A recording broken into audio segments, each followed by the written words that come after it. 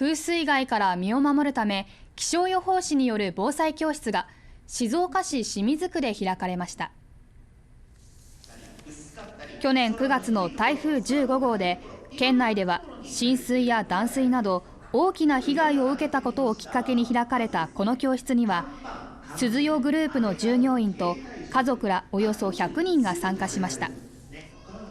とびっきり静岡の気象予報士、渡部圭吾さんが天気や防災情報についてクイズを交えながら説明しました。そして参加した親子は手回し発電機で竜巻を作ったり、ペットボトルで雲を再現したりして気象の仕組みを学んでいました。